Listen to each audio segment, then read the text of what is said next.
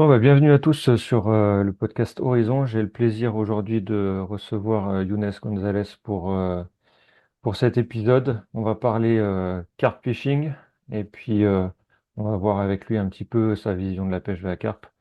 Je pense que ça va être un épisode super intéressant. Moi, en tout cas, de ce que j'ai pu en voir, on a devant nous quelqu'un qui cherche vraiment à comprendre.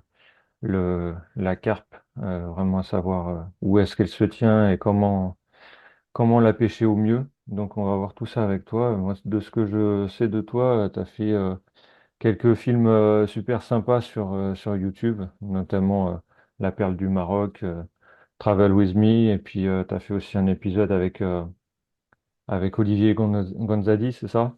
Tout à fait. Euh, sur, euh, sur le Grand Blanc, Migrateur, c'est pour ça. la pêche de La l'esturgeon surgeon, blanc. c'est ça, la surgeon blanc aux États-Unis, dans la Columbia. C'est ça.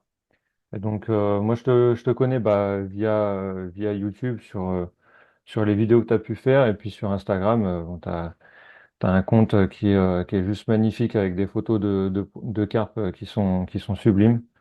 On voit que tu mets vraiment un point d'honneur à faire des beaux clichés. Donc, on aura peut-être l'occasion de faire un épisode peut-être un peu plus spécifique là-dessus. En tout cas, là, on va parler vraiment carpe. Et je te laisse te présenter un petit peu, savoir d'où tu viens. Moi, je sais déjà un petit peu, mais savoir d'où tu viens et puis nous expliquer un petit peu ben, comment t'en es venu à pêcher la carpe et comment t'en es venu surtout à avoir cette vision de la pêche de la carpe que tu as aujourd'hui. Alors moi, c'est Younes, j'habite actuellement dans le sud de Toulouse. J'ai toujours été originaire du sud-ouest, hein. Moi, je suis originaire de Mazamet à la base. C'est une petite ville à côté de Castres. Et bon, maintenant j'ai 38 ans, je compte plus, je fais pas attention. J'ai 38 ans, il me semble, ouais, c'est bien ça. Et ben en fait, la pêche pour moi, c'est quelque chose c'est un parcours un peu atypique. En fait, c'est-à-dire que j'en suis venu à la carpe que tardivement. Ça fait que 13 ans que je suis vraiment sur la carpe. Enfin, que pour moi, c'est passé tellement vite que j'ai pas l'impression d'être un vieux de la vieille. Je le suis pas d'ailleurs, hein, mais voilà. Ça fait 13 ans. Mais par contre, la pêche, c'est beaucoup plus ancien. Ce qui se passe en fait, c'est que quand j'étais petit, moi dans ma famille, il y avait aucune personne qui pêchait. À part j'avais un grand-père qui pêchait à la palangrotte, je crois que ça s'appelle. C'est sans canne à pêche. En fait, c'est la pêche à la main depuis un bateau en mer. Et c'est la seule personne qui avait un contact avec la pêche. Je faisais des pieds et des mains pour pouvoir partir pêcher avec lui, mais il refusait parce que c'était un bateau. Il avait peur d'avoir une gosse avec lui, c'est dangereux, etc. Et je crois que mon premier contact alors en fait, ça a été un contact visuel, ça a été les truites dans les bassins de kermesse. Je sais pas si tu as connu ça. Ouais, je Dans vois les ça. écoles, dans ma génération, ils mettaient une petite piscine où ils balançaient quelques truites et les mecs, ils allaient pêcher là. Et je sais que ma mère, elle me refusait comment dire, cette activité parce qu'elle savait que j'allais pas la lâcher après pour pouvoir y aller, etc. Parce que je lui parlais tout le temps de pêche, ça m'intéressait. Dès que je voyais des pêcheurs à la télé, je disais oui, mais c'est ça que je veux faire et tout. Mhm. Et elle, elle voulait pas se lancer dans ça parce qu'elle savait qu'elle avait pas la patience de m'accompagner au bord de l'eau. Et mon père, lui, il était pas vraiment, il avait des problèmes de santé à cette époque-là, il était vraiment pas axé sur la pêche. Et c'est seulement quand ils ont divorcé, où il a été obligé de s'occuper un week-end sur deux de moi, qu'il a dû essayer de combler le vide, en fait, trouver des activités qui me convenaient. Et là, j'ai mis le paquet pour qu'on puisse enfin commencer la pêche. Voilà. Et c'est là où j'ai commencé. Bon, j'étais un traqueur de poisson-chat. Après, j'ai commencé à traquer des brèmes. J'ai réussi. Je suis passé par la pêche au cou, la pêche à l'anglaise. D'ailleurs, j'étais un fan de Jean Desquet. J'avais une vidéo de lui de trait-pêche que j'ai dû regarder une cinquantaine de fois. Je la regardais le matin pour aller pêcher l'après-midi parce qu'elle me motivait, elle me donnait des techniques sur les amorces. Et c'est comme ça que vraiment j'ai commencé la pêche, je devais avoir l'âge de 10 ans. Et ça s'est fait de façon progressive. Donc moi, j'ai voulu vraiment tout tester. J'ai testé la pêche à la mouche, mais ça n'a pas duré parce que je suis pas patient. Enfin, dans le sens, je suis pas, c'est une pêche active comme la pêche au leurre, mais je suis pas patient dans le sens où tu lances, tu renvoies et tu peux faire ça toute la journée. Ouais. Et, et c'est ça que j'ai du mal. Alors donc moi, je me suis orienté plutôt vers les pêches au cou.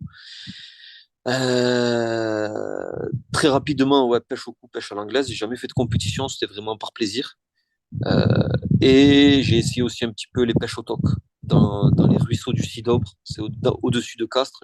Ma mère s'était mise avec quelqu'un qui maîtrisait cette pêche et qui m'a Ok. initié à ça. Et donc, j'ai commencé à tester la pêche au toc, la pêche à la mouche. Comme je t'ai dit, sur la pêche à la mouche, j'ai pas été patient, ça n'a pas duré longtemps. Et par contre, toi, je sais que tu es un pêcheur du carnat. Le carnat, Mhm. j'ai essayé un petit peu au vif, mais j'accrochais pas.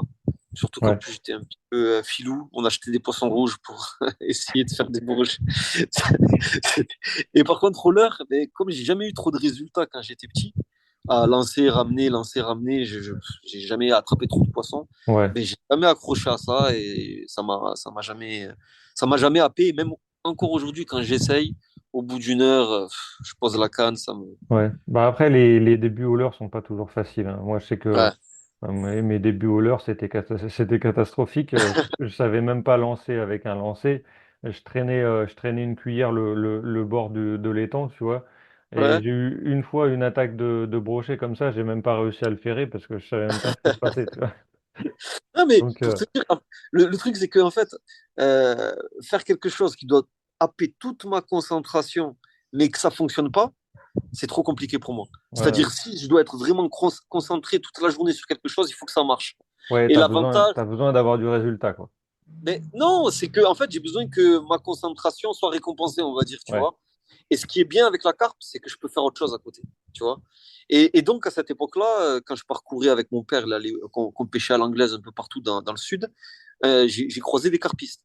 Mais à cette époque-là, c'était les années 98-2000.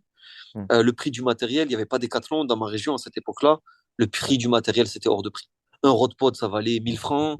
Les cannes à pêche, n'en parlons pas. Donc mon père, il m'a dit oui, tu peux pêcher la carpe, mais avec nos méthodes. Avec ce que t'as. Voilà, c'est ça. Et lui, c'était un pied noir. Il me faisait faire des boules d'amorce avec du couscous pour pouvoir Ouais, amorcer. mais Pêcher. ça fonctionne, hein. Ah, mais ça fonctionnait, ouais. On pêchait au maïs, on pêchait un peu à l'arrache, hein, en mettant, il n'y avait pas de cheveux, on échait sur le maïs. Hmm. Donc ça a été les premiers contacts que j'ai eu avec la carpe. Ça m'a vraiment attiré. Et puis après, bon, je me suis lancé vers l'adolescence, j'ai commencé vraiment à être actif dans la musique. Donc j'ai délaissé un peu la pêche. De temps en temps, j'avais des rechutes de pêche à l'anglaise au cou qui duraient 2, 3 jours et puis j'oubliais le truc pendant 2 ans, 2, 3 ans. Ouais. Et c'est que quand j'ai eu mon premier fils que je me suis remis à la pêche.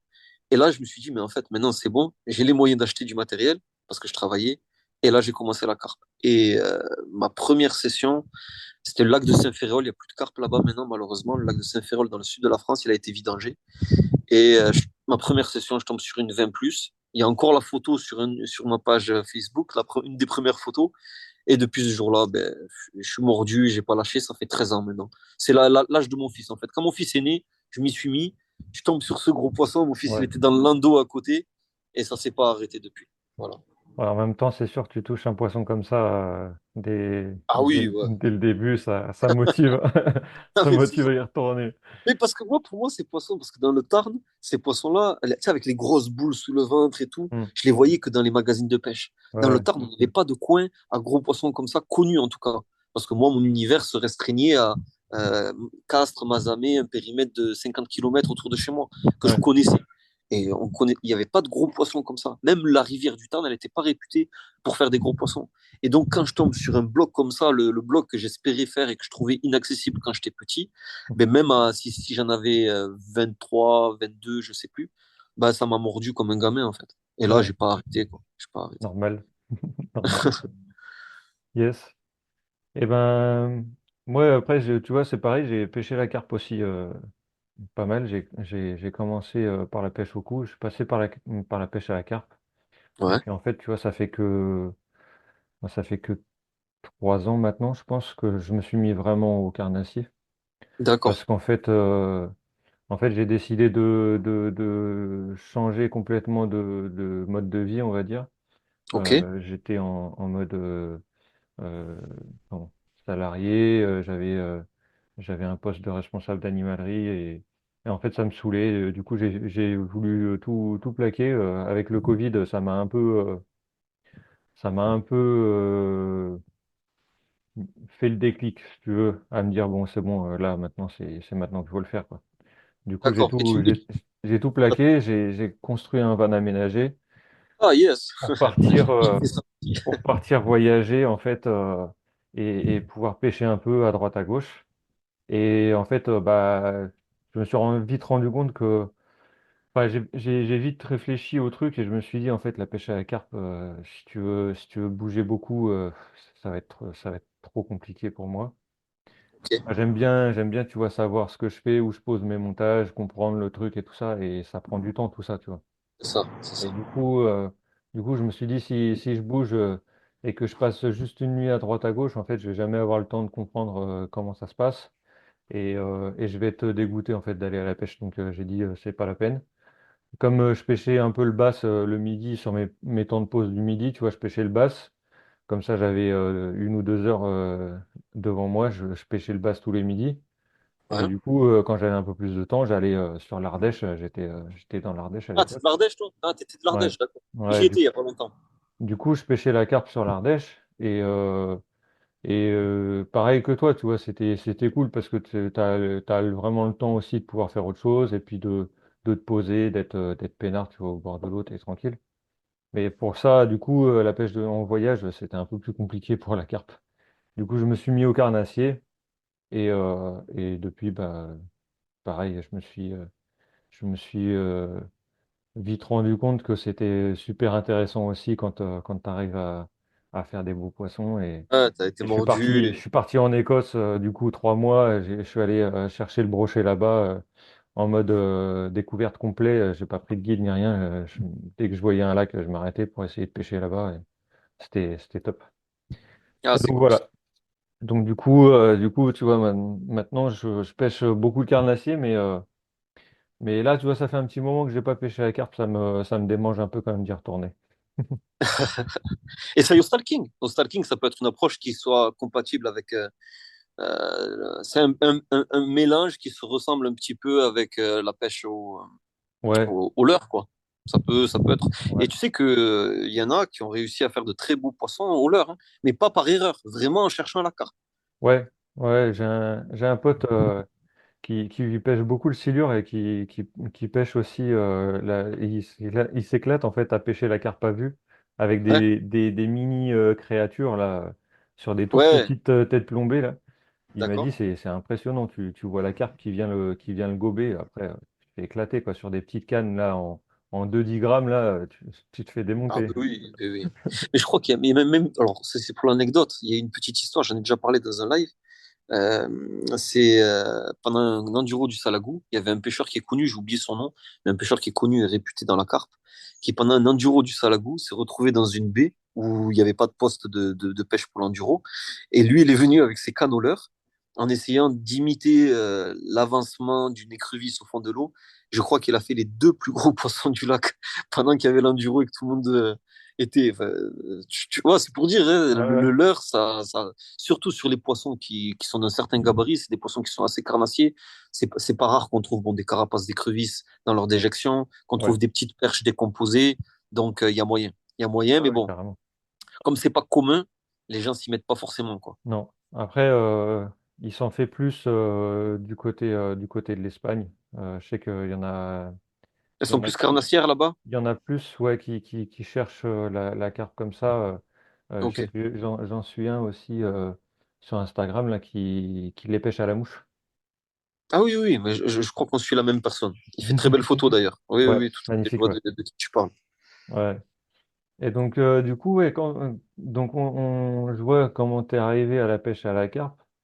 Et ce que j'aimerais bien savoir, moi, c'est comment t'en es arrivé à aller plonger pour aller voir ce qui se passe sous l'eau et comprendre. Du coup, je me doute que c'est pour comprendre mieux le poisson et C'est ça. savoir ce qui se passe sous l'eau. C'est Euh, ça. et j'aimerais bien savoir justement ben, ta vision de la chose, comment tu vois ça et, et pourquoi tu vas chercher jusque dans l'eau un maximum d'infos comme ça. Alors, en fait, c'est que ben, je suis de nature très, très curieuse.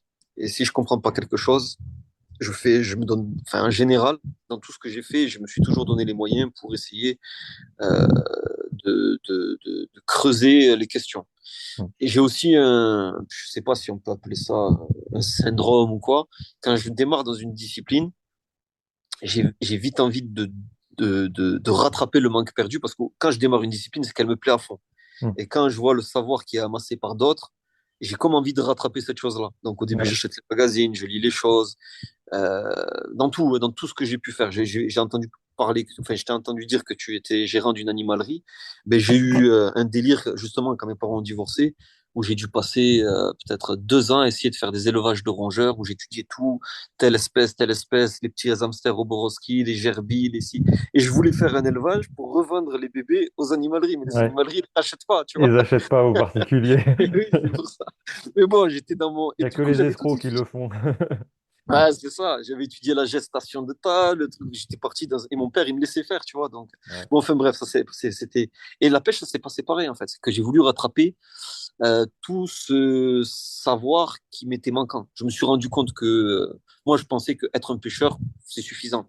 Mais en fait, quand je suis rentré dans la carpe, j'ai compris qu'en fait, tout mon bagage de pêcheur, que ce soit le toc, la mouche, ou, euh, ou la pêche au cou, ça m'est utile pour faire des montages. Ça m'est utile pour utiliser une canne à pêche. Mais pour comprendre un poisson, ça n'a rien à voir. C'était complètement différent. Donc, comme je t'ai dit, j'avais des petites bases de pêchouille à la carpe quand j'étais petit, mais c'est pas ça qui allait faire la différence à l'heure d'aujourd'hui. Et en fait, j'ai eu aussi le contre-coup, c'est-à-dire de tomber directement sur des gros poissons Ouais. et de passer une longue période où je retombais pas sur ces poissons-là Ah oui. et à me dire, bon, est-ce que c'est le soi-disant sens de l'eau qui m'a fait attraper les poissons? Au final, c'est une pêche comme les autres, je maîtrise, ça va bien, parce que ben, à la pêche à l'anglaise et au coup, j'étais assez doué. Et là, en fait, j'ai le contre-coup. Je me dis, ah non, en fait, tu Est-ce maîtrises que pas c'est grand-chose, ça mon ou est-ce cours. que c'était juste un coup de bol? T'as eu le gros C'est poisson ça. dès le début. Mais non, en fait, c'est un concours de circonstances. Je suis retrouvé sur un lac qui était une des références du Sud-Ouest, parce qui avait été alimenté avec une génétique de poisson, je crois que c'est la souche Norton, pour une compétition dans les années 2000 et moi je venais genre 15 ans plus tard. Donc les poissons ils avaient tous explosé, ils étaient tous Ouais. énormes, il y avait une grosse quantité de gros poissons donc n'importe quel pêcheur quand il tombait sur un poisson, il tombait sur un poisson assez ventru, assez gros. Sauf que moi ça je le découvre plus tard. Ça veut dire au début je me dis ah en fait ça va, je maîtrise. Et puis en Ouais. fait je découvre au fil du temps que ben en fait j'ai pas fait un exploit. C'est juste basique sur cet endroit-là. Et Mm. là ça m'a piqué. Et je me suis dit non, il faut que je comprenne, il faut que je creuse, il faut que Ouais. j'essaye. Et j'ai voulu rattraper parce que j'étais très, comment dire, très mordu. Donc, moi, quand je suis mordu par une chose, je donne énormément de temps à ces choses-là. Et là, voyant que je donnais quasiment tous mes week-ends, que je pensais pêche toute la semaine, ben, j'ai voulu faire une formation accélérée. Et la meilleure formation accélérée pour moi, ça a été d'aller voir au fond de l'eau. C'est-à-dire essayer de comprendre les zones d'alimentation, essayer de comprendre qu'est-ce qu'une zone de tenue, essayer d'aller voir euh, l'alimentation naturelle, comment elle se comporte. Ne serait-ce que Ouais. voir une écrevisse nager au fond de l'eau, ça te donne des informations que comment la carpe vient se nourrir dessus, à quelle rapidité un poisson peut rentrer sur une proie, par exemple. Enfin, c'est des petits détails qui sont pas forcément utiles dans la pêche, mais c'est un puzzle. T'as- t'as- t'as- Ouais. et je suis loin d'avoir assemblé le puzzle, hein, parce que tout ce Ouais, que mais je tu vois apprends, complètement, ouais. Je vois complètement ce que tu tout veux ce que dire. tu apprends, le pire, c'est que tout ce que tu apprends sur un lieu, peut changer totalement 5 ans plus tard, 10 ans plus tard, parce que le biotope a changé, Ouais. telles espèces d'herbes n'étaient pas là avant et sont présentes maintenant, donc ça fausse tout. La nourriture naturelle qui était peu développée, d'un coup, elle a explosé. Les poissons, ils en ont rien à foutre de tes bouillettes, parce qu'en fait, ils se concentrent maintenant sur la bouffe naturelle qu'ils ont à Ouais. profusion. Et tout ça, en fait, la plongée, ça te donne, pour moi, c'est un accélérateur de connaissances, Mm. de compréhension des choses. Et donc, c'est comme ça que je suis venu à aller voir ce qu'il y a dessous le miroir, en fait. Ouais. Ouais, je comprends ce que tu veux dire. C'est vrai que moi, j'ai eu un peu le même truc, tu vois. Quand j'ai commencé la pêche de la carpe, j'ai commencé parce qu'en fait, je me faisais défoncer en pêchant au cou. J'ai commencé à apprendre à pêcher en fait sur la rivière Ardèche. Ouais. Et dès que tu Très commences belle à... rivière au passage, hein, Ah, c'est c'est magnifique magnifique. votre coin.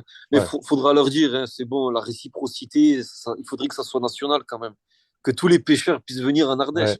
En fait, Hein, donc, en pour fait, le précision, problème... pour ceux qui ne savent pas, c'est qu'en Ardèche, il faut la carte de l'Ardèche. Ouais, c'est ça. Le timbre halieutique ne fonctionne pas là-bas, sauf sur le Rhône, et encore, des fois, Ouais. Ouais, en fait, ils font pas la réciprocité pour protéger les truites qui sont c'est ça. dans cette rivière-là.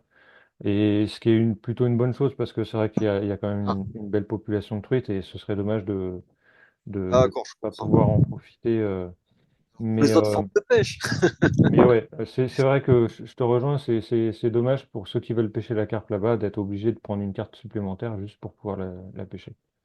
Moi, j'avais trouvé un peu l'astuce pour pouvoir pêcher la carpe là-bas. Euh, pour les pêcheurs locaux qui ne le savent pas, je vais le partager là, comme ça, ils Ah, seront bah, c'est contents. cool. L'astuce que j'avais, c'était de prendre la carte en fait sur la commune de Pont-Saint-Esprit. Oui, C'est une carte qui est du coup fédérale en fait, oui, nationale. Et en fait, comme la rivière Ardèche descend jusqu'à Pont-Saint-Esprit, ils font la réciprocité sur la seconde catégorie. Donc en fait, tu peux prendre ta carte nationale là-bas et ça te permet de pêcher la rivière Ardèche enfin, tant que c'est en seconde catégorie en fait. d'accord. Oui, mais bon, tous les lacs de l'Ardèche, non. Non, tous les Voilà. lacs de l'Ardèche, non, par contre. Ouais, C'est ouais. juste Bon, une astuce, juste pour la rivière Ardèche. pour la rivière. Mais Ouais, bah, c'est cool. c'est déjà cool parce que ça t'évite d'avoir à payer deux cartes, Mais juste ouais. pour pêcher la carpe, quoi. Pour ceux qui veulent juste pêcher la carpe, c'est quand même cool. Et moi, c'est ce que je faisais, comme ça me permettait de pouvoir pêcher cette rivière-là sans avoir à payer deux cartes, quoi. Et en fait, ouais, quand je pêchais les goujons comme ça, tu sais, dès que tu amorces un peu, tu finis par avoir les barbeaux qui commencent à se mêler à la fête. Après, derrière les barbeaux, tu as les carpes qui arrivent. Et bon, déjà, quand tu te fais dézinguer sur les barbeaux, c'est saoulant, tu vois. Mais après, quand tu as les carpes qui arrivent et que tu te fais déglinguer toutes tes lignes, tu dis au bout d'un moment, tu mets une ligne plus costaud pour pouvoir les faire. Et puis après, bah, c'est comme ça que ça m'a pris, tu vois, la pêche de la carpe. Et, et en fait, ce qui est super sur la rivière, sur l'Ardèche, c'est que l'eau est super claire. Et du coup, tu vois. Tu arrives à avoir même dans 3 4 mètres de profondeur C'est pour quand ça que l'eau est cette eau propre. me plaît. C'est pour ça que cette région m'intéresse, parce Ouais. que pour la plongée, pour aller voir, c'est Ouais. les endroits idéaux. Et c'est génial en plus parce que tu vois vraiment les spots. Enfin, je veux dire, tu as des endroits, tu n'as même pas besoin de plonger quoi, pour voir où sont Hum, les hum. poissons et où ils passent, etc. Et du coup, je comprends très bien la réflexion que tu as derrière d'essayer de trouver où sont les passages de poissons. Où sont les zones de tenue, où est-ce que les poissons ils ont tendance à s'alimenter. Et ça, tu le vois ben, notamment sur le fond quand tu vois que tu as des Et galets qui sont retournés, D'ailleurs, quand tu vois d'ailleurs là, la plongée, vu qu'on parle de la plongée, ce qu'on vient de faire là avec Najim, c'est que bon, Najim, c'est mon binôme. On est tout le temps ensemble. On arrive à aller beaucoup plus vite sur les choses. On peut faire des choses que déjà tout seul, peut-être je ferais pas par flemme, parce que ouais, ça demande beaucoup de préparation. Et puis, des choses qui sont impossibles de faire tout seul. Et là, par exemple, on s'intéresse à un plan d'eau que je connais depuis une dizaine d'années, que j'avais pêché à l'époque, mais sans, j'avais eu un peu de résultats, mais sans trop, qui a de l'eau cristalline. Et là, ça fait 3 fois qu'on y retourne sans pêcher. On n'a jamais sorti les cannes pour l'instant encore dessus, tu vois. ouais. Où uniquement, on s'est focalisé comme mission de comprendre le lieu. Donc à Mm. chaque fois, j'y vais moi en tenue de plongée. Lui, il a la surface de l'eau en bateau. Il suit les bulles. Et j'essaye d'avoir déjà les informations, essayer de croiser des poissons. J'ai longé tous les obstacles, par exemple, ce plan d'eau pour essayer de les voir, mais j'y Ouais, arrive pas. Donc je vais essayer en apnée pour essayer de les apercevoir. Et après, essayer de trouver les fouilles. D'ailleurs, j'ai fait un réel que j'ai mis il y a une semaine. C'est un réel que j'ai mis ou pas? Ouais, ouais, si, c'est un réel ouais, je où crois je que je l'ai pars vu. sous Ouais. l'eau, où j'essaye de retrouver les fouilles. Et suite à ça, on y est revenu dimanche. Dimanche, on est revenu sur ces spots qu'on avait notés au GPS. C'est-à-dire Mm. que moi, je suis sur l'eau. Là, cette fois-ci, j'étais sous l'eau. Quand je trouvais un endroit intéressant, je mettais un petit repère qui remontait à la surface. Quand Yes. je trouvais un endroit très intéressant, je mettais un gros repère. Et lui, à la surface de l'eau, ce qu'il faisait, c'est qu'il notait tout sur le point GPS, Ouais, sur l'écho-sondeur. Et là, hier, on y est retourné parce qu'en fait, on a mis les points GPS, on a amorcé sur un seul spot pour vraiment voir comment ça allait se passer. mm. On y est retourné hier et le spot était Ouais, nettoyé complètement de A à Z. D'ailleurs, là, sur mon Instagram, j'ai fait un petit journal où c'est vraiment où je parle de pêche au jour le jour quand je suis au bord de l'eau. Et là, j'ai mis la vidéo cette nuit où on voit que le spot, la veille, ben, on balance les appâts et mm. le lendemain, on y revient et tout est propre. Yes. Ouais, c'est cool aussi de partager tout ça, parce que c'est vrai que bah, moi, c'est un peu ce que, ce que j'essaye de faire aussi bah, via ce podcast, c'est de pouvoir justement partager un maximum d'informations à ceux qui la cherchent. Et puis, euh, et puis essayer de faire en sorte que on se rejoigne un petit peu tous sur cette passion commune qu'est la pêche. Parce qu'au final, on se rend compte enfin, moi, je me rends compte il y a encore beaucoup de guéguerres entre carpistes, entre leuristes, entre ceux qui pêchent au leurre, ceux qui pêchent au vif, etc. Et en fait, bah, ça nous sert pas à nous, en tant que pêcheurs, de faire cette guerre-là. Et j'aimerais bien qu'on arrive justement à un peu tous se fédérer, à marcher tous ensemble pour vraiment préserver cette passion qui nous anime tous, même si on a des pratiques différentes. Ça. Au final, on a tous la même passion de la pêche. Et j'aimerais vraiment qu'on puisse avancer dans ce sens-là. Et je trouve que c'est vraiment cool justement que tu puisses partager bah, tes expériences et ce que tu vois au bord de l'eau et sous l'eau du coup, parce que ben c'est pas accessible à tout le monde pour le moment, pouvoir s'équiper D'ailleurs, en d'ailleurs, plongée, j'aimerais, etc. d'ailleurs, j'aimerais préciser que ce que je fais normalement, c'est pas, en termes de sécurité, c'est pas top non plus. Parce qu'il faut savoir que la plongée, c'est une discipline très Ouais, dangereuse. ouais, Si vous regardez accident de plongée sur YouTube, vous allez voir des dizaines de vidéos qui expliquent les multiples problèmes que tu peux rencontrer au fond de l'eau. Donc moi, je m'impose une politique, c'est de ne pas descendre en dessous de 20 mètres, ce qui est déjà une grande profondeur. ouais, Je me suis imposé, mais les spécialistes de la plongée vont crier au scandale, mais c'est le moindre mal que j'ai fait, même si c'est loin d'être suffisant. J'ai fait le niveau 1 de plongée avant de partir tout seul au fond de l'eau. Chose que je viens de dire qui va faire grincer des oreilles. Normalement, on ne plonge jamais tout seul. Il faut toujours avoir un binôme. ouais. Parce que si tu as un malaise, si tu as un problème technique, être à deux, c'est quand même un moyen de s'en sortir plus facilement. Tu peux rester collé au fond de l'eau. Voilà. Moi, enfin, voilà, je prends ma responsabilité, même si je suis conscient des risques, même si je suis conscient de toutes ces choses-là, je le fais quand même. Mais c'est Ouais. vrai que C'est important dans, de le dire, de ne pas reproduire la même chose, de je suis bien pas se dans le truc former. de dire faites ce que je dis, mais pas ce que je fais. Ouais, Mais ouais, si vraiment vous êtes mordu de ça et que vous pensez vouloir le faire seul, faites une formation, bouffez des vidéos d'accidents qui vous expliqueront quel type de danger, parce qu'il y a des trucs, on peut même pas si on n'a pas posé les questions, il y a tellement de choses qui peuvent se passer au fond de l'eau qu'on n'a pas prévu. ouais. Dans certaines profondeurs, on peut avoir une forme d'ivresse. Bon, moi, ça m'est jamais arrivé. On peut avoir une forme d'ivresse où c'est comme si tu avais bu, Mm. tu étais en boîte de nuit, quoi, et que tu Ouais. titubes. Il y a plein de Bah, problématiques. Il y a les parents qui si remontaient trop vite. Euh, si t'aimes bien ce genre d'informations, il y a un bouquin que j'ai lu il y a pas longtemps qui est super intéressant. Le nom, c'est Deep, Deep. Et ça parle justement de plongée en apnée. C'est des gens qui font de l'apnée en grande profondeur, jusqu'à 100 mètres de profondeur. ah oui, ouais. Et justement, bah, il parle aussi de ces accidents, des problèmes de syncope, où Oui, tu fais un c'est ça. blackout complet. Bah, blackout, en fait, si tu le Mais fais au ne fond de serait-ce l'eau, qu'un malaise vagal. Un malaise vagal, c'est quelque chose de très basique quand tu es à la surface de l'eau. Et quand tu le fais au fond de l'eau, c'est plus la même histoire si tu es c'est tout ça. seul, tu vois. Ouais, ouais. Mm. Donc c'est vrai que Il y a tellement de c'est trucs, hein, important. même ne serait-ce que plonger Et j'ai appris ça il n'y a pas longtemps, hein. Plonger. Parce que tu vois, quand on plonge, normalement, on n'est pas censé prendre l'avion le lendemain. Il faut attendre une Ouais, certaine période. Parce que c'est pas les mêmes pressions et ça peut être dangereux pour l'organisme. Eh bien, plonger en lac d'altitude, si tu dois partir le jour même du lac d'altitude, il faut éviter l'école. Il ne faut pas monter en altitude. Tu peux redescendre, mais tu ne peux pas monter. Plein de ouais, choses comme ça qu'on on ignore. Même ouais, moi, j'ai fait des conneries. J'ai plongé à proximité de barrages. S'ils avaient ouvert les vannes à ce moment-là, je ouais, finissais dans le mixeur. Bon, j'étais pas trop près du barrage, mais après réflexion, je me suis ouais, dit, mais j'étais débile, j'ai pas pensé à ça.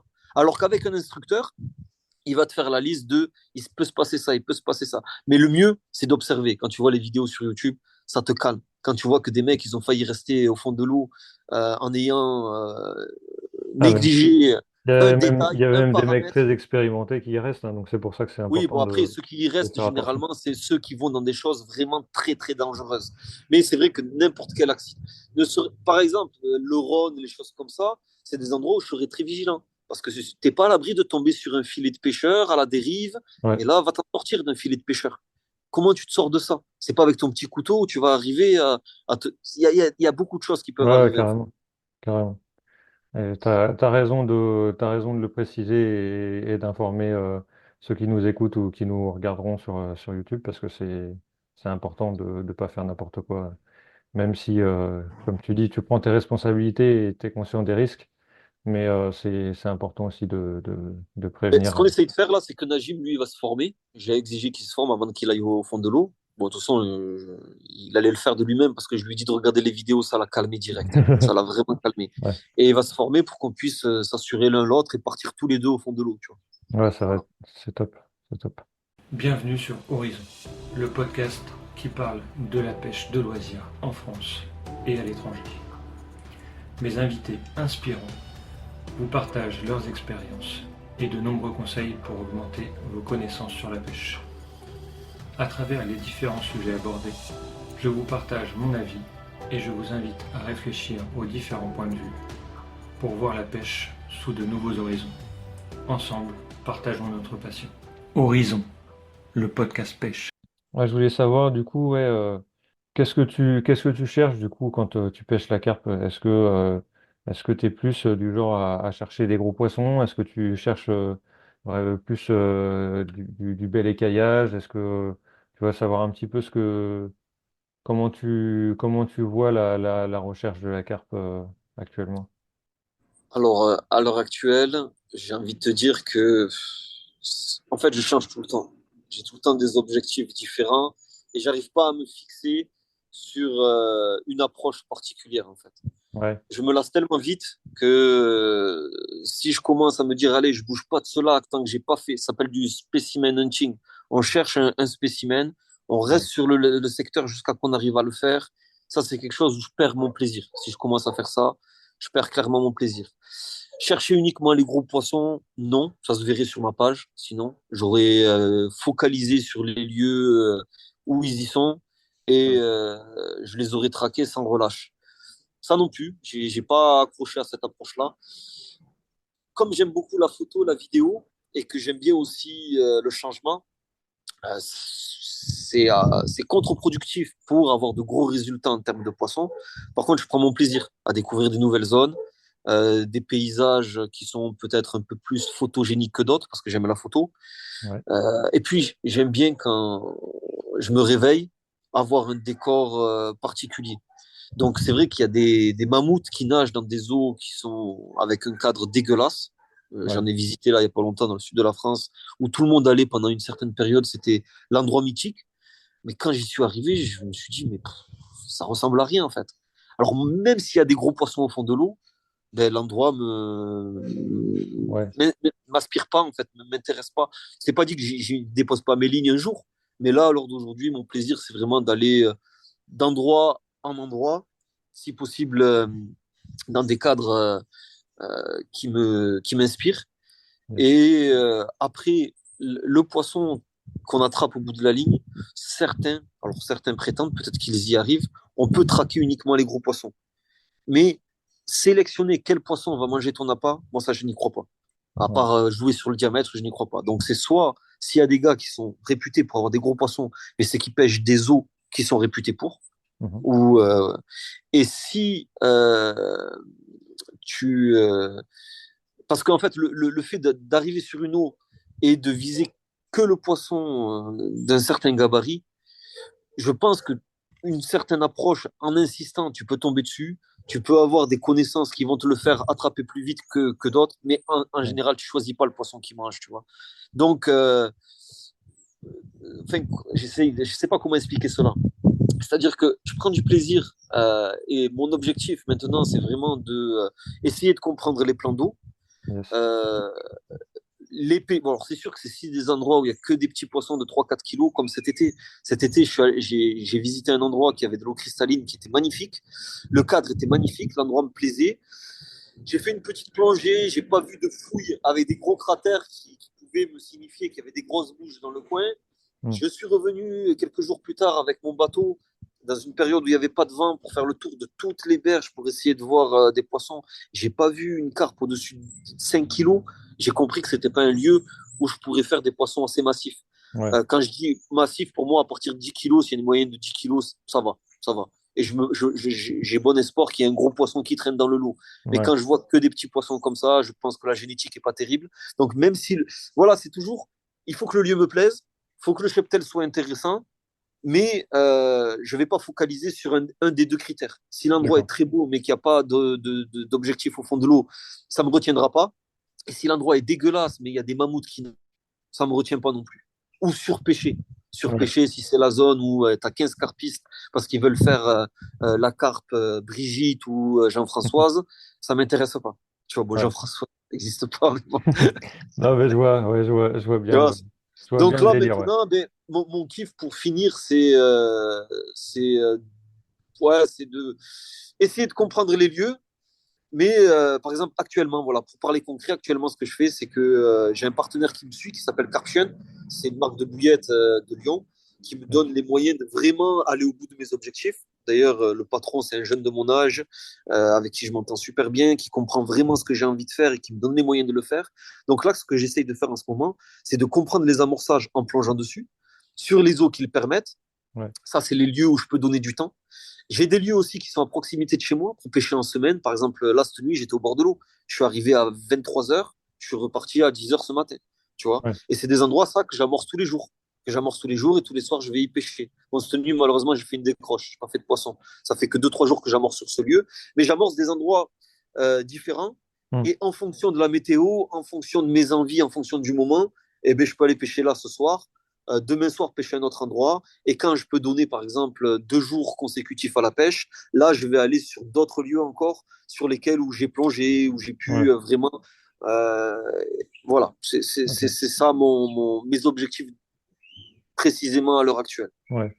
Mais t'as quand même aussi une grosse part de stratégie d'amorçage. Oui, ah oui, Je crois que c'est quelque chose qui te caractérise quand même pas mal, parce que je pense que ça peut être important, enfin, ça peut être intéressant d'en parler, parce que c'est vrai que, très euh, même. comment dire, moi, personnellement, tu vois, j'ai essayé de me tenir à faire des amorçages, etc.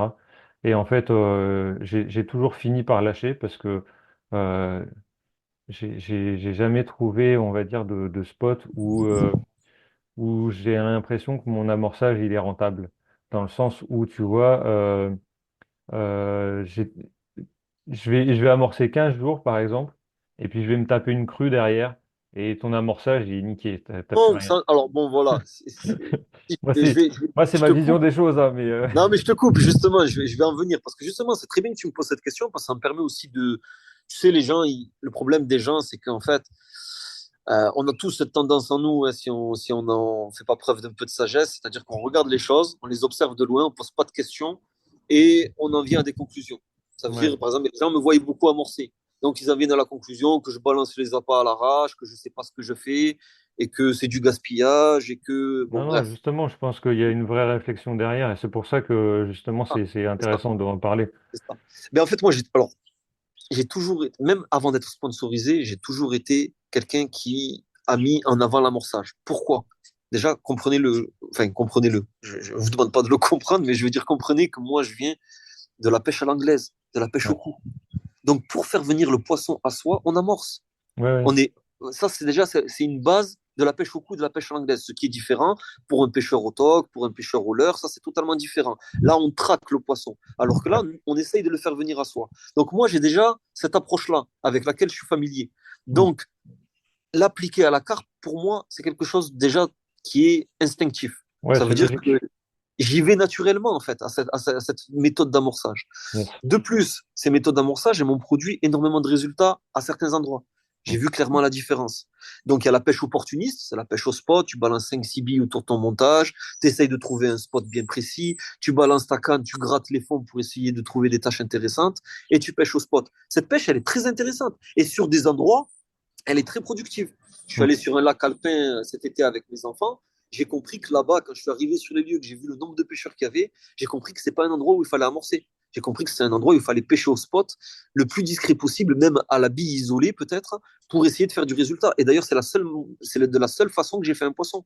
J'ai Ouais, pas vidé 5 kilos d'appât parce que ça me fait plaisir. C'est que stratégiquement parlant, c'était pas intéressant de le faire là-bas. ouais, Maintenant, quand je le fais moi ici, c'est vrai que moi j'aime bien montrer ce que je fais.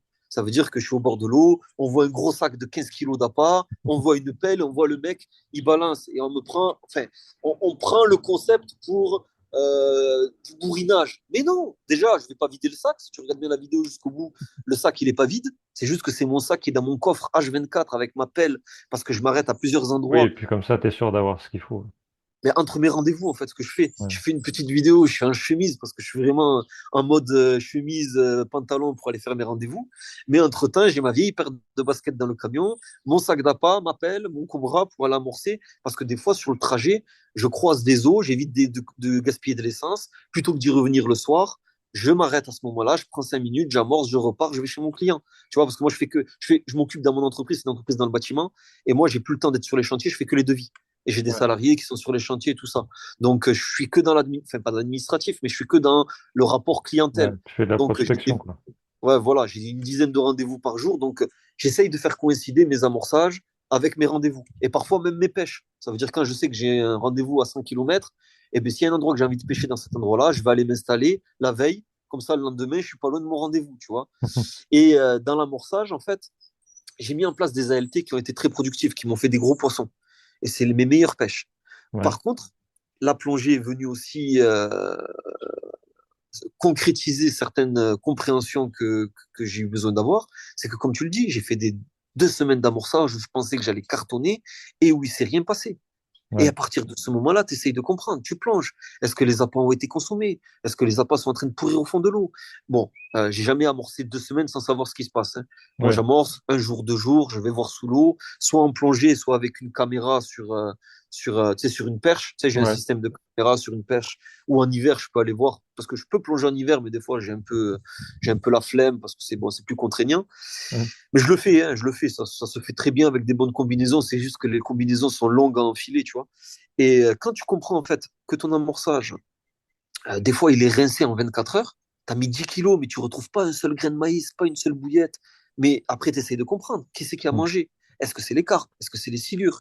Est-ce que c'est les poissons blancs? Est-ce ouais, que c'est les écrevisses qui ont tout défoncé? Parce que j'ai mis des vidéos d'ailleurs sur YouTube d'un film qui s'appelle Travel with Me Volume 2, où on voit qu'en 1 heure, mon spot, il est rincé, mais par les écrevisses, même pas par un poisson. Et les ouais, gens pensent que quand on a balancé beaucoup, 10, 20 kilos d'appât, et bien que tout est en train de pourrir au fond de l'eau et de polluer les eaux. Pas du tout. Tout est consommé et aura nourri des poissons. Tu vois, ouais, ouais. Mais il y a aussi des cas, et dans certaines eaux, surtout des petites gravières surpêchées, où tu peux balancer des appâts et les appâts ne sont pas touchés pendant plusieurs jours. Mm. Et même des fois, il y en a qui ont observé sur certains lacs, ça c'est pas mon expérience à moi, mais en parlant avec d'autres pêcheurs, que les poissons s'alimentaient sur les bouillettes quand elles avaient atteint un certain degré de décomposition. Parce Ouais. qu'elles avaient capté que ça y Que est, le quand la spot bille était était plus trop là, neuve, la que bille le était trop montage neuve, n'était c'était plus là. dangereux. Et là, tu adoptes plein de méthodes. Moi, sur certains lieux comme ça, ce que je faisais, c'est que je faisais tremper mes bouillettes pour Ouais, qu'elles soient bien gorgées d'eau avant de les mettre au fond de l'eau et je déclenchais des touches plus rapidement. mm, Et en fait, tout ça, c'est une stratégie. On n'est pas là à balancer des appâts à l'aveuglette et des fois, on fait des conneries. Donc, essayer. En fait, moi, j'aime bien une phrase qui s'appelle, enfin, qui est dit par, je crois, c'est un hindou, qui dit il faut apprendre pour connaître, connaître pour comprendre et comprendre pour juger. Et moi, je dirais même, je dirais pas juger, parce que ça, c'est dans les interactions humaines. Moi, je dirais, ouais, il faut apprendre pour connaître, connaître pour comprendre et comprendre pour ajuster. Parce que quand tu comprends ce qui se passe au fond de l'eau, tu ajustes. Tu changes de méthode, tu, tu, tu fais une approche différente. Parce que quand tu as balancé 10, 20 kilos d'appât et que tu as vu que ça n'a pas produit de poisson dans tes pêches, mm, mais tu as deux solutions. Soit tu abandonnes, soit tu te dis, ben non, j'ai raté quelque chose, j'ai pas gaspillé 20 kilos d'appât. Ces 20 kilos d'appât, ils m'ont permis de comprendre que ça marchait pas comme ça que ici. c'était pas ça. Et Ouais. ben, je vais ajuster ma pêche. Mm. Et des fois, je vais revenir au spot ou je vais changer de secteur. Et c'est grâce à ces 20 kilos d'appât où je vais peut-être pas faire de poisson sur l'endroit où j'ai amorcé, mais que je vais en faire 200 mètres en aval ou en amont je vais faire ma pêche. Mais tout ça, c'est une continuité, c'est un puzzle. La première pièce, elle n'a pas marché, mais elle m'a permis d'ajuster la deuxième approche. Tu Ouais, vois, ouais. et ça, ils ne le comprennent pas. Enfin, les gens, la plupart des gens qui regardent de loin et qui sont un peu acerbes et critiques, je ne sais pas si ça se dit, acerbe. Des fois, j'utilise des mots sans trop les. Mais à vouloir trop bien parler, des fois, on dit des conneries. Non, mais Euh, c'est bon, t'inquiète. euh, Mais oui, je sais oui, pas. ils sont Bon, vite en fait, critiques. Ils sont je me vite permets critiques. de la lumière que tu me donnes pour faire des petites explications parce que c'est vrai que on est à l'ère des réseaux sociaux. Il y en a beaucoup bon, qui ont besoin de dégager leur négativité sur les commentaires. Et Oui, donc, ça permet de leur expliquer aussi. Et puis, certains sont, viennent souvent m'écrire de façon négative. Je leur explique quand j'ai le temps, parce que des fois, j'ai pas le temps, ce que je viens de t'expliquer, par ouais. exemple. Et là, ils te disent, ah oui, c'est vrai que vu comme ça, je comprends mieux. Hmm. Tu vois? Oui, mais c'est Voilà. ça, mais c'est un peu ça aussi que j'essaie de faire, tu vois, avec ces épisodes-là, c'est que, en fait, aujourd'hui, on est beaucoup dans la consommation rapide, tu vois, tu vois passer beaucoup de posts, beaucoup de machins et tout ça, et du coup, on n'a pas vraiment le temps enfin, où on prend pas vraiment le temps de pouvoir expliquer les choses, etc. Et moi, j'aime bien. Désolé, il y a un avion qui passe. Je suis pas loin d'un petit aéroport de loisirs, donc voilà, mais ça va. On va laisser passer l'avion. Et ouais, non, en fait, moi, j'aime bien justement pouvoir prendre le temps d'expliquer justement certaines choses et je pense je vais faire pas mal d'épisodes sur différents C'est sujets important, hein. justement C'est important. pour que on puisse avoir une vue différente de certaines choses parce que c'est vrai que bah, on peut vite avoir des jugements faussés en regardant un compte Instagram en se disant ah ouais bah, c'est super il fait plein de gros poissons machin ouais sauf qu'en fait tu vois pas toutes les heures qu'il a passées avant à la pêche toutes les fois où il s'est cassé les dents toutes les fois où il a rien Mais fait et tu vois, tu mais vois ça, moi, par exemple, je l'ai toujours mis en avant. ouais Ça m'a valu des critiques aussi. Ah, ça valait le coup de balancer 20 kilos d'appât et de se toucher pendant une semaine. Mais oui, mais combien le font, mais et le ils disent disent pas. pas ouais, ouais, Sauf ouais. que moi, je le mets, j'ai pas de, comment dire, de pudeur vis-à-vis de ça. Je veux dire, Mm. on se rate, on le dit, on explique pourquoi on s'est raté, on réussit, on le dit, on fait pas les super champions, on est content et c'est ce que on aime mettre en avant. Tu vois, que ce soit Ouais. moi, que ce soit Najim, on aime bien mettre en avant ces choses-là. Et comme je t'ai dit, c'est comprendre pour ajuster. Ça veut dire si tu comprends pas pourquoi tu t'es raté, comment tu veux améliorer la chose, tu vois. Ouais, ouais, Mais mais c'est vrai carrément. que vu de l'extérieur, les gens, ils te collent plein d'étiquettes. Et pour te dire encore, ça m'est arrivé à la porte ouverte, là où j'étais avec les gars de Carption, où j'ai rencontré des gars qui connaissaient que des réseaux et qui m'ont dit, ben, je m'étais fait une fausse image de toi. Ouais. Alors, là, c'était des fois, c'est l'inverse, hein. Des fois, des gens qui t'apprécient et qui peuvent au final te rencontrer et pas t'apprécier forcément, de se dire, ah ouais, mais finalement. Et des fois, c'est agréable parce qu'on te dit, ouais, je t'avais jugé, t'as beaucoup de sponsors, t'es beaucoup médiatisé, j'aimais pas trop ta façon de présenter les gens. Enfin, parce que voilà, tu vois, il y a aussi ce, Ouais, ouais, tu sais, t'as grillé le lac, t'as trop montré, t'as montré telle ouais. rivière. Donc il y a aussi ces gens qui t'apprécient quand t'es loin de chez eux, mais plus tu te rapproches de leur Ouais, région, et moins ils t'aiment, tu vois, c'est ouais, je ça vois aussi, très tu bien, vois. ouais, ouais. C'est, C'est ça, en fait, Donc, les gens aiment bien quand tu parles d'un lac qu'ils aimeraient bien pêcher et qu'ils comprennent pas. Et mm. puis, par contre, quand tu vas parler du lac où eux, ils ont déjà bien compris, là, ils vont Après, dire, ah non, non, fallait pas le dire. après, il faut dire aussi que, bon, maintenant, il faut prendre en considération que dès que tu es médiatisé, tu as une forme de responsabilité. Et je peux constater que certains de mes passages sur certaines eaux, pas toutes, hein, parce que des Mm. fois aussi, on te colle des responsabilités qui n'ont rien à voir avec toi. Oui, Mais oui. tu sais, c'est l'élément facile. Younes, il est venu là, il y a des problèmes, donc c'est sa Oui, faute. c'est ça. De toute Alors façon, il que faut pas bien du tout, trouver un hein, coupable. c'est ça. Mais par contre, je suis conscient qu'il y a des endroits, tu les fais pas connaître, mais tu les remets à la mode. Mm. Tu comprends? Ça veut dire tu viens, tu pêches, pas que moi, des pêcheurs connus, ils Oui, vont à un oui. endroit, ils remettent l'endroit à la mode. Et tous les locaux, ben, ils grincent des dents. Donc maintenant, j'essaye, j'y arrive pas toujours parce que j'ai envie de prendre du plaisir et montrer certaines choses. Moi, j'aime bien Mm. les beaux paysages. Faire une Bah ouais. vidéo où on voit qu'un buisson derrière moi, j'ai même pas envie de la faire la vidéo. Ouais. Si je peux pas montrer du paysage, des vues aquatiques, des vues en drone, ça m'intéresse pas. Donc il y a deux solutions. Il y a comme les Bracas. D'ailleurs, je t'invite vraiment, si tu t'intéresses un petit peu au milieu de la carte, à aller les interviewer. Ils sont vraiment très intéressants. Franck et Soel, eux, ben, ils ont une politique qui est beaucoup plus forte que la mienne. C'est-à-dire bon, moi, j'en ai pas beaucoup au niveau de ne rien montrer. Eux, Mm. ils ont décidé on arrête de montrer ce qui est proche de nous parce qu'en fait, les gens, ils y viennent trop facilement. Donc, si on Ouais, fait un film, ils sont partis en Bosnie et Herzégovine, là, je sais plus comment on appelle ouais. ça, et Bosnie, ils sont partis ouais, là-bas ouais, en partant du principe, bon, c'est un pays compliqué, les gens ils vont pas trop y aller, donc là-bas on peut se permettre de montrer. Et ouais, ça, c'est tout à leur honneur. Mais ils ont fait ça en prenant en considération que ce qu'ils avaient fait les années précédentes, dans certains endroits, ça les avait rendus médiatiques et ils mm, s'en sont voulus. Et même moi, dans certains endroits, je m'en suis voulu. Mais souvent, on me colle des responsabilités où j'ai rien à voir. Et je sais que j'ai rien à voir. ouais, Tu ouais, vois, et ça aussi, c'est compliqué. Des fois, tu as l'orgueil qui joue et tu te dis, bon, j'en ai ouais, rien à foutre, je fais ce que j'ai envie de faire. Et puis, des fois, tu te dis, ah ben non, parce que peut-être j'en ai rien à foutre des pêcheurs qui sont négatifs, mais il y a des mecs sympas où j'ai pas envie de les embêter. ouais, Et ouais, je aussi, comprends. Ouais. et aussi l'état du poisson. Parce que quand tu vois que tu as amené du monde à un endroit et que les poissons, ils étaient intacts, et qu'au bout de 2 3 ans, tu pêches des poissons avec les bouches Avec la bouche défoncées, défoncée, ouais. parce que certains n'ont pas forcément les compétences, parce que nous aussi, quand on a commencé, on a fait des erreurs, on a abîmé des poissons. Oui, c'est Et ça. tu vois, Après, oui, je pense que c'est important, comme tu dis aussi, de, de faire la part des choses, parce que c'est vrai que, comme tu l'expliques très bien, tu as la partie, comment, tu as envie de pouvoir partager aussi bah, ce qui te fait vibrer et ce qui te plaît, et en et même attends, temps, tu n'as pas envie non excuse-moi, plus hein, de... excuse-moi, parce que partager maintenant, oui, vous faites pas ça pour partager, vous faites ça pour vous faire plaisir. Mais oui, c'est vrai en fait. On fait pas ça Oui, pour partager, on fait ça pour partager quelque chose qui nous plaît. qui te Je sais plaît, pas, bah, bien sûr. un peintre, je vais donner l'exemple. C'est comme par exemple, on me dit, euh, t'aimes trop afficher tes photos. Mais oui, mais sinon je fais pas de photos. Bah oui, Euh, c'est sûr. c'est comme c'est comme reprocher à un peintre de mettre son tableau en évidence. Mais il le peint pas pour le mettre sous un tiroir ou dans un tiroir, il le peint pour l'afficher parce il veut que son travail soit vu. C'est Oui, le bien but. sûr. Faire une vidéo, c'est comme sortir une vidéo. Si il y a une forme artistique dans la réalisation d'une vidéo, dans la réalisation d'une photo, il y a une forme artistique parce qu'on vient la retravailler, on joue sur les ombres, on essaye de trouver le bon. Le... Par exemple, hier Ouais. soir, j'ai partagé une photo avec la pleine lune de mon dé... non. Ah putain, j'ai la chaise qui s'est éclatée. Euh, j'ai partagé une photo de la pleine lune euh, sur mon détecteur. Oui, j'ai Mais vu, ouais. pour moi, j'étais là à 1 heure du mat à faire une dizaine de photos pour trouver le cadre idéal.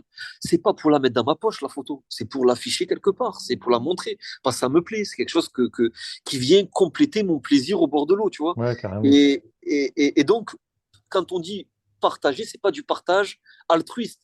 C'est un partage où on partage ce qu'on fait parce qu'on aime ce qu'on fait. Oui, C'est, bah oui. et, tu vois, et donc il y a des gars qui sont allés plus loin, comme je te disais les Bracas, eux par exemple, ils ont dit bon, on aime partager ce qu'on fait, mais partager ce qu'on fait en France, ça génère trop de problèmes derrière. Mm. Donc on va aller à l'autre bout de l'Europe pour partager quelque chose, se faire plaisir. Et franchement, ça, j'applaudis. Même si moi, je ne me suis pas imposé cette rigueur. Tu vois, je te le dis Ouais, et honnêtement. puis faut avoir les moyens aussi de le faire parce que Non, faut dire ce qui c'est pas, est. enfin, c'est pas les moyens financiers. Il faut avoir la détermination. Parce que si tu Ouais, veux poser, comme toi, hein, tu as voulu changer de branche professionnelle, tu as eu la détermination pour changer. Tu vois, oui. c'est comme moi. Moi, je peux prendre une année sabbatique, mettre mon entreprise sur pause ou payer un gérant pour aller faire mes projets. Mm. Je l'ai fait, par exemple, il y a 2 ans pour partir aux Oui, États-Unis. Quand je oui, suis allé... c'est comme tout. Il faut se donner les moyens de Voilà, faire c'est ça. ce qu'on a C'est ça. envie. Ça, je Parce suis que d'accord. souvent, les gens, tu vois, je vais partager une photo, souvent les gens, ils regardent la finalité. Oh, il a de la chance. Oh, un tel, il fait ça. Oh, un tel, il fait ça. Mm. Mais ils ne regardent pas le parcours, pourquoi le mec, par les embûches par lesquelles il est passé pour arriver à ça. Tu Bah vois? ouais. Et c'est justement, tu vois, c'est ce que j'aime bien aussi, le fait d'interviewer d'autres pêcheurs, c'est que on a aussi cette partie-là, si tu veux, d'explication de parcours, etc. Et moi, j'aime bien avoir toute cette compréhension-là parce que bah, justement, c'est facile en fait de se dire, ouais, bah, en fait, juste il a de la chance parce qu'il a un sponsor ou il a de la chance parce que si, mais en fait, derrière, les choses n'arrivent pas par hasard, tu vois. Non, mais Il y a un moment donné, attends, tu vois, juste par rapport. même les sponsors, il y a un moment donné, tu as travaillé pour y arriver, tu as mis des choses en place, tu as fait, as fait ce qu'il fallait pour faire des belles photos, pour partager du bon contenu, pour montrer Pour le ce que tu sponsor, aimes faire, justement, tu vois, etc. excuse-moi de te couper, mais le sponsor, avant, c'est pas avant, on va dire, il y a eu deux époques. C'est vrai qu'il y a eu une époque où c'était du copinage. C'était le mec qui connaît un mec qui pouvait quelque part Oui, mais ça existe l'aider en sa toujours. faveur Ça pour existe toujours. l'intégrer dans le truc. Alors c'est vrai qu'à cette époque-là, certains pouvaient dire oui, c'est une chance d'être sponsorisé parce que tu connais telle personne. C'est vrai qu'il y a eu une partie de ça. Mais n'oubliez pas, ce qu'il ne faut pas oublier, c'est que le sponsoring, c'est une forme de rémunération sur du travail accompli. Bien Il n'y a sûr. personne qui te donne du matériel parce que tu as des beaux yeux, parce que tu t'appelles telle ou telle personne. C'est parce que tu fais un travail. Ils espèrent bénéficier de ce travail pour mettre en avant leurs produits. Bien Parce qu'ils sûr. savent qu'avec tel ou tel pêcheur, tel produit pourrait être beaucoup plus mis en avant que par leurs moyens propres. Et donc, c'est une forme de rémunération quelque part pour du travail accompli. Il n'y a rien de Bien sûr. gratuit. Il y a personne. Bien sûr. C'est Et pas du bénévolat. Hein. moi, j'ai justement une formation où j'accompagne les pêcheurs qui souhaitent être euh, sponsorisés par une marque, que ce soit pour de la carpe ou pour du leurre ou peu importe, même pour des pêcheurs au cou s'ils veulent. Mais en fait, c'est aussi ce que j'explique, c'est que en fait, personne ne te donnera rien si tu fais rien. Démarque pas. Si tu postes trois photos dans l'année, même si tu fais des poissons de 20 kilos, si tu postes trois photos dans l'année, personne ne te donnera rien en fait. Ou alors ça va être un petit truc comme ça, juste pour te faire plaisir. Mais on va dire, si vraiment ton objectif c'est d'avoir un partenariat qui dure, quelque chose que tu construis pour justement avancer dans ta pêche et pouvoir mettre des choses en place, c'est quelque chose que tu vas avoir par le travail que tu as accompli. C'est pas juste de la chance. Ou en tout cas, moi, c'est pas ma conception des choses. Mais je Même, pense tu que as tout à fait raison. Tu as tout dit. voilà, je pense que, comme tu le dis, c'est une rémunération, c'est une sorte de rémunération pour le travail que tu as accompli. Et en fait, bah, ceux qui malheureusement pensent que c'est juste de la chance d'avoir un sponsor, ben, en fait, ils n'ont pas encore compris que c'est pas juste de la chance. Et les choses n'arrivent pas par hasard. Si tu mets rien en place pour y Et arriver, attention, hein, il ne passera rien, quoi. il y a de très bons pêcheurs aussi qui ne veulent pas de sponsor. Pas Oui, parce ah qu'en oui, fait, oui, ils ne veulent pas donner du temps à du marketing. Ils veulent se concentrer sur leur pêche, sur leur. carrément.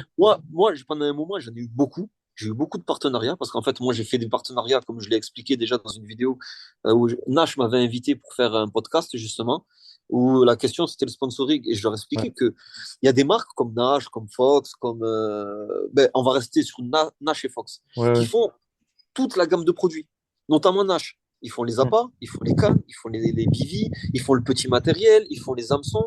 Donc, quand tu rentres dans une marque comme ça, tu représentes qu'une étiquette et tu Oui, as accès à tout. Sauf que moi, je travaillais avec des entreprises. Lui, il fait les hameçons. Lui, il fait les bouillettes. Lui, il fait comment ça s'appelle, les tentes. Lui, il fait ça. ouais, Et moi, je me suis senti plus à l'aise dans ça parce qu'au moins, je n'étais pas. C'est comme. Je suis gérant d'une entreprise. Avoir un seul client, c'est dangereux.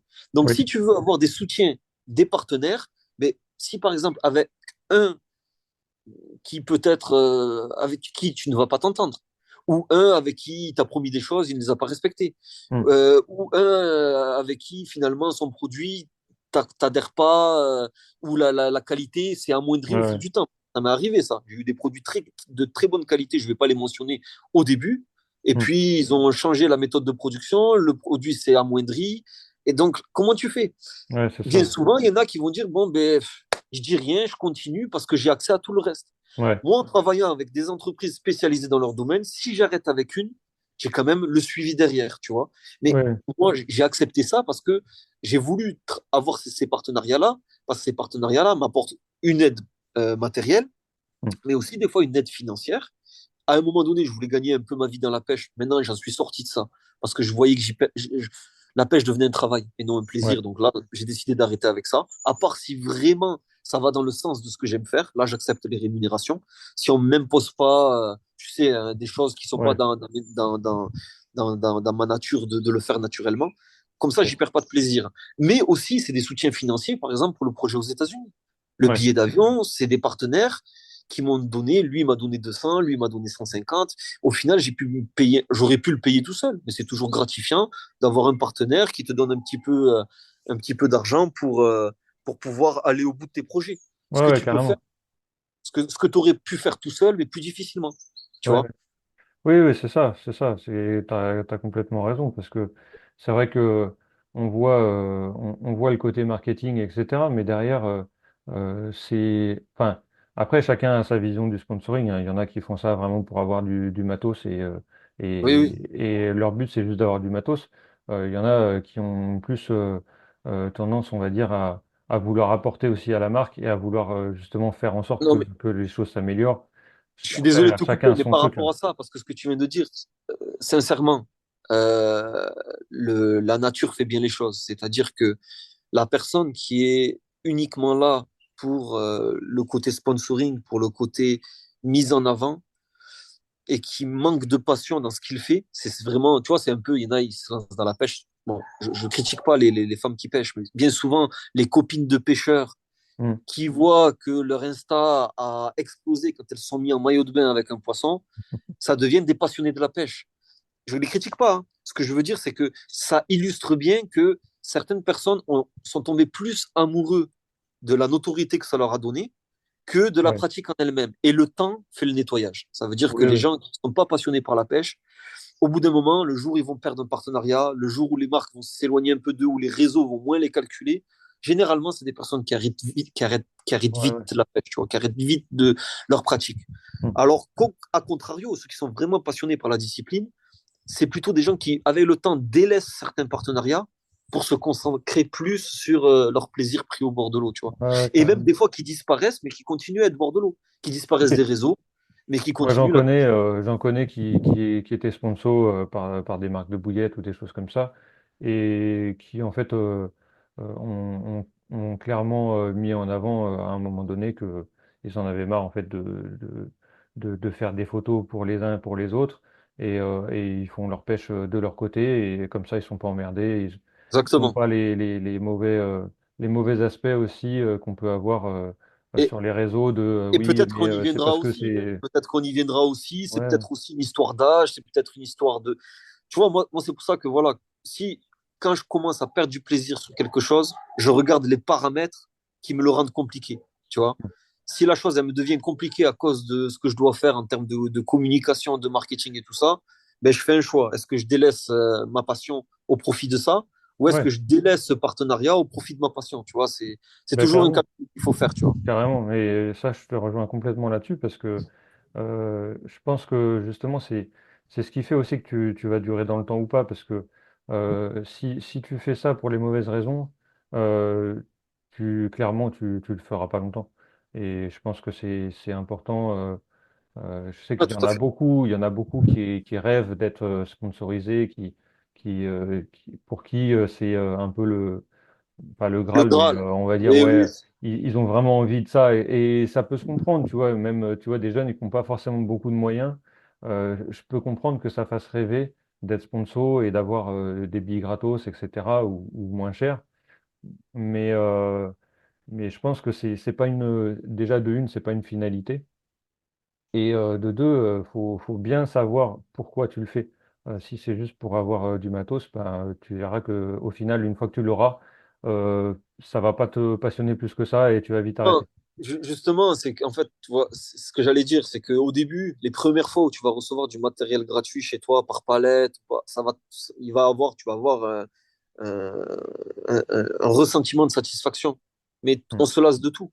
On se lasse Ouais, vraiment de tout. Ça veut dire qu'au bout d'un moment, recevoir des cartons, ça te fait plus rien, tu les ouvres même plus, tu les mets dans un côté, et puis tu te dis, oh punaise, il faut que je fasse des photos de ça. Oh punaise, il faut que je fasse, sinon on va me le ouais, reprocher. ouais, Donc, c'est ça. tu vois, et certains, et tu Faut vois, et bien savoir les motivations. je te remercie aussi de m'avoir permis de parler de ça parce qu'en fait, comme je t'ai dit, tu vois, les gens ils jugent de loin. Certains ils me connaissent depuis peu de temps ou certains me Hmm. connaissent depuis l'époque. Certains connaissent vraiment mon parcours et d'autres pas du tout. Et j'ai pu donner cette image de Oui, vouloir que ma motivation première c'était les partenaires parce que pendant un moment, il y a eu un moment où je devais cumuler 20 partenariats différents. C'est avec les moteurs Ouais. Mercury, avec les moteurs électriques, avec Si, avec Navicom, avec Deeper. Et les gens s'y perdaient. Ils se disaient, mais celui-là, c'est devenu un, un C'est un panneau publicitaire. panneau publicitaire. Mais quand vous regardez, je ne compare pas, attention, je compare vraiment pas. On n'a rien à voir. Nous, notre microcosme, il est minuscule. On Ouais, n'intéresse que les pêcheurs. Mais quand tu regardes un coureur du Tour de France, est-ce que tu lui reproches d'avoir 15 étiquettes sur son t-shirt? c'est ça. Non. C'est 15 sponsors qui lui permettent de De faire le développer, sport qu'il fait voilà, et d'avoir d'être des sites rémunéré terrain. pour ce qu'il fait. Et c'est pareil dans l'automobile, les voitures de rallye, il n'y a même plus un centimètre carré de peinture où il n'y a pas un sponsor, tu vois. C'est Ouais, parce que c'est ça qui les permet d'aller plus loin dans leur discipline. Alors je comprends que certains ont exagéré du marketing, à faire trop de publicité, on peut lasser les gens, ouais, mais voilà, sachez que certains font ce choix parce que ça leur permet d'aller plus loin dans leur discipline. Moi, je l'ai fait pendant un moment. Maintenant, je suis en train de reculer. C'est-à-dire que ouais. je délaisse un petit peu ces partenariats qui sont trop énergivores et chronophages pour justement donner plus de temps à la pêche, donner Oui, plus de c'est temps ça. pour de l'eau. Après, je Et pense si que certains partenaires s'y retrouvent et me disent, Younes, fais ce que tu aimes faire, on te soutient, fais les choses à ta sauce, ça, je maintiens les partenariats, tu vois. ouais. Ouais, comme tu dis, après, je pense que, enfin, libre à chacun de voir C'est ce ça, qui l'intéresse dans les partenariats ou pas, et aussi libre à chacun de se donner les moyens d'y arriver ou pas. Et c'est moi, ça. c'est pour ça que j'ai créé cette formation-là, parce que je me suis rendu compte qu'en fait, il y en avait beaucoup qui espéraient, si tu veux, que le partenaire vienne à eux tout seul, tu vois, en mode, ben, Et en parce fait, qu'on est à l'ère de TikTok, les J'ai influences, tout posté ça, tu 10 vois. photos, je comprends pas, les marques, elles viennent pas à moi. Ben, en fait, ouais, clairement, elles vont pas venir à toi toutes seules, en fait. Alors oui, il y a des partenariats qui se font parce que les gens vont te repérer sur les réseaux, etc. C'est possible.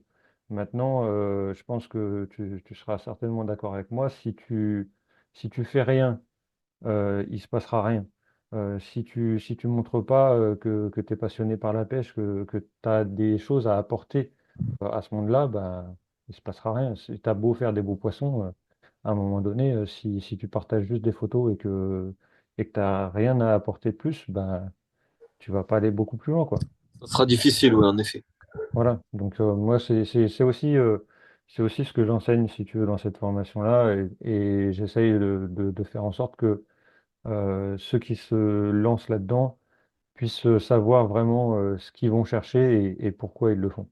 Non, mais Et, c'est bien que et tu l'aies. en général, ça fait déjà du tri parce que t'en as qui se rendent compte, ne serait-ce que dans la formation, t'en as qui se rendent compte qu'en fait, ben, ça demande beaucoup de travail et ils sont pas prêts en fait à donner ce travail-là et du coup, ben, ils vont juste arrêter d'aller chercher un sponsor et au moins, Exactement, ben, ça fait perdre du temps à personne, quoi. exactement. Donc voilà. Mais écoute, en tout cas, je te remercie beaucoup. J'aimerais juste te poser deux ou trois petites questions avant de Pas de finir. souci. Euh, Si tu avais qu'un seul conseil à donner à un pêcheur débutant, qu'est-ce que tu lui dirais? Prends du plaisir. Euh, cherche vraiment à faire ce que tu aimes faire et non pas à faire ce que les gens voudraient que tu leur montres pour, pour grimper en visibilité parce que ça marchera pas. Tu Yes. tiendras pas dans le temps. Ça marchera au début parce que tu leur donneras du contenu, mais les gens changent, les modes changent. Ce qui intéresse les gens maintenant les intéresseront pas forcément dans 5 ans. Mm. Et si tu fais ça uniquement pour grimper en notoriété sur les réseaux, parce que beaucoup viennent des réseaux, donc c'est l'air du temps, il faut en parler, hein, Oui, oui, TikTok, toutes ces choses-là. Si carrément. tu le fais pour ça, tu tiendras pas. Voilà. Si tu te lances dans cette discipline, prends du plaisir vraiment par la discipline uniquement. Yes. Les, les, le reste à côté, ça peut venir, comme ça peut ne pas décoller. Il y a des gens, j'ai des gens autour de moi, des gens que je pense qu'ils me surpassent en capacité de pêche, même des fois en qualité de contenu, mais ils n'ont pas explosé. Pas savoir pourquoi. Ils ont démarré peut-être trop tard sur les réseaux ou pas de la bonne façon, ils n'ont pas compris comment ça fonctionnait. Mais si c'est ça qu'ils avaient recherché, ça tiendra pas. Tu tiendras pas Ouais, dans le temps, c'est sûr. Voilà, ça c'est carrément. le conseil que je peux donner parce que c'est vraiment lié à l'époque qu'on vit. Voilà, on est tous connectés sur les réseaux et on cherche à faire exister nos passions à travers les réseaux. Et Yes, si c'est ton objectif premier, revois tes intentions. Tu vois. carrément. C'est un super conseil. Je te rejoins complètement là-dessus. Et J'aimerais terminer sur une petite question que je pose souvent. C'est quel est ton meilleur souvenir à la pêche? Punaise, j'ai déjà dit ça. Il faudrait que, pour ceux qui ont déjà vu la vidéo, sinon je vais me répéter à chaque podcast. Alors, mon meilleur souvenir de pêche, bon, comme je t'ai dit, je l'avais déjà évoqué dans l'intervention chez Nash, là où ils m'avaient invité dans leur podcast.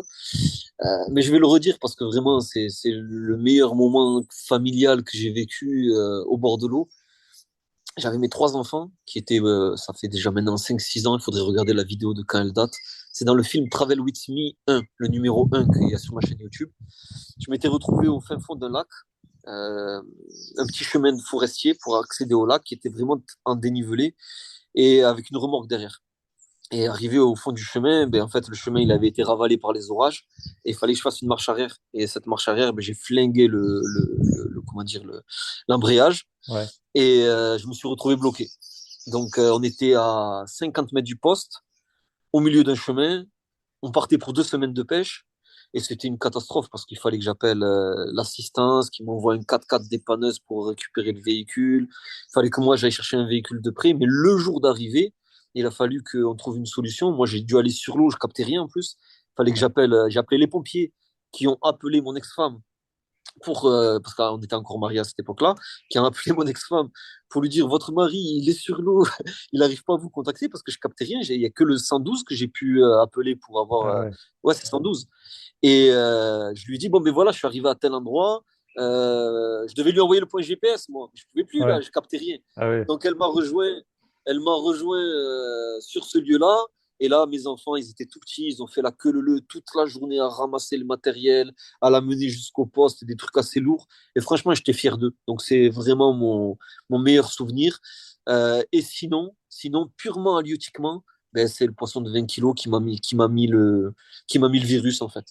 La première carpe, quand j'ai acheté ce que je t'ai expliqué au début du podcast, c'est-à-dire ce poisson-là, d'ailleurs, j'étais pas équipé. J'étais au bord de l'eau, j'avais 3 cannes. J'avais Ouais. une épuisette de pêcheur au carnassier qui était pas assez large pour un tel poisson. Et j'avais même pas de tapis de réception. Je m'attendais pas à faire un poisson aussi énorme. Et j'étais peu connaisseur. Et Ouais. heureusement, il y a une équipe de pêcheurs qui était à ma gauche, qui est venue avec l'épuisette, qui est venue avec le tapis de réception et qui a réussi à me faire une belle photo. Et voilà. C'est mes Ah, c'est meilleurs sympa. souvenirs, en fait. Ok. Bah écoute, on va rester sur ces super souvenirs pour clôturer cet épisode. En tout cas, je tenais vraiment à te remercier pour Merci le à toi. partage que tu as fait sur le podcast. C'est vraiment un super épisode. J'espère que ça plaira à ceux qui écoutent ou ceux qui regardent sur YouTube. Et puis, je vous invite à aller voir aussi les autres épisodes du podcast parce que à l'heure où ça va sortir, vous verrez, il y a déjà quelques épisodes sympas. J'ai notamment en tête l'épisode qu'on a fait avec Arnaud Philippi sur la pêche au live, sur les lacs alpins. Donc, c'est des épisodes qui vont être super intéressants aussi, très enrichissants avec beaucoup de connaissances. Et ces épisodes, on peut les écouter sur YouTube, Spotify. On peut les écouter sur Spotify, sur Apple Podcast, et on peut les regarder et les écouter sur YouTube du coup. Top, Voilà. top, top. Normalement, c'est sur toutes les plateformes d'écoute, mais bon, en règle générale, les gens écoutent surtout sur Spotify ou sur Apple Podcast. Donc, Ok. voilà. Et puis, j'invite aussi, bien sûr, tous les fans de Carp à suivre Younes sur les réseaux, notamment sur Instagram.